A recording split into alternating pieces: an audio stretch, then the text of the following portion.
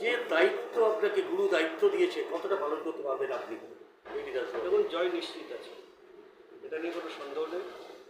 কারণ মানুষ বেরিয়ে এসছে, সাধারণ মানুষ যারা ভোটার, নন ভোটার, সকলে মিলে বেরিয়ে এসছে হাবড়া বিধানসভা।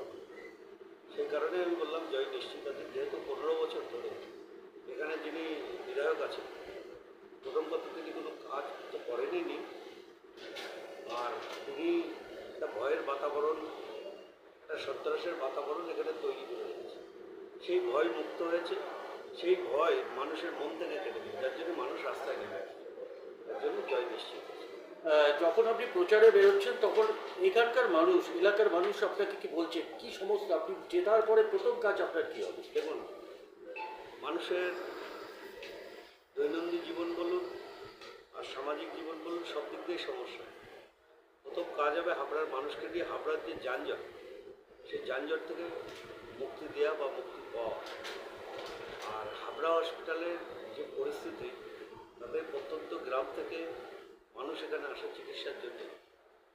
সেই মানুষগুলো এখানে চিকিৎসা পায় না, এবং আসার সাথে সাথে দেখা তো দূরের কথা, তার আগে রেফার করে দেয়। গরিব মানুষ, তারা রেফার করে দিলে কলকাতায় কীভাবে যাবে? না অ্যাম্বুলেন্স ভাড়া করার তাদের ক্ষমতা নেই।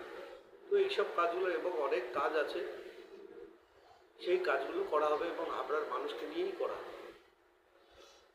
যেভাবে আপনি কার্যকর্তাদের নিয়ে ঘুরছেন, যারা আপনার সঙ্গে দিনরাত এক করে ঘুরছে, দেখা যায় অনেক জায়গায় দেখা যাচ্ছে সেই রকম কার্যকর্তাদের উপরে একটা হামলার করা হচ্ছে, হামলাও পর্যন্ত হচ্ছে, বিভিন্নভাবে পোস্টার ব্যানার ছিঁড়ে দেওয়া হচ্ছে। যত নির্বাচন এগিয়ে আসছে আমাদের কাছে খবর আসছে। তো আপনি সেই কার্যকর্তাদের কিভাবে আপনারা করবেন, সেফগার্ড দেবেন আপনারা? দেখুন, একটা কথা বলি, এই হামলা বা এই পোস্টার ব্যানার ছিঁড়া, এগুলো ধরুন এদের কালচারের মধ্যে পড়ে, এবং এরা মনে করে এই 11 বছরের পরের থেকে এদের জন্মগত অধিকার হয়ে গেছে। যদিও হাবড়ায় এরকম কিছু নেই, আশা করি হবেও না, বলে তখন সাথে সাথে তার উত্তর পেয়ে যাবে। দেখা যাচ্ছে একটা অভিযোগ উঠছে, সব থেকে বড় অভিযোগ, যে কেন্দ্রীয় বাহিনী যাদের টহল দেওয়ার কথা তাদেরকে দেখা যাচ্ছে না। বিভিন্ন জায়গায় একটা প্রশ্ন চিহ্নের মুখে দাঁড়িয়েছে। কি মনে করছেন আজকে? কেন্দ্রীয় বাহিনী, তারা তো কেন্দ্রের থেকে এসছে, এখানকারের তারা কিছুই চেনে না, কিছুই জানে না। তাদের চেনানোর দায়িত্ব হলো লোকাল পুলিশের। এখন লোকাল পুলিশ যদি জেগে ঘুমায়, এখনও যদি চটি চেটে বেড়ায়, তো কেন্দ্রীয় বাহিনীর যা অবস্থা তাই হচ্ছে।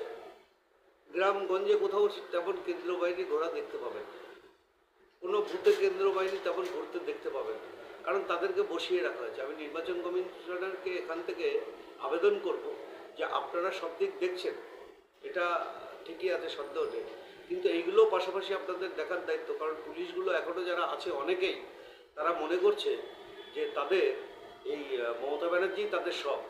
তো এখান থেকে তাদেরকে বার করতে হবে, এবং তাদের ডিউটিটা কি অরিজিনাল এটা ইলেকশনের, সেই ডিউটিটা কি এটা তাদের বুঝিয়ে দেওয়া উচিত আমি মনে করি।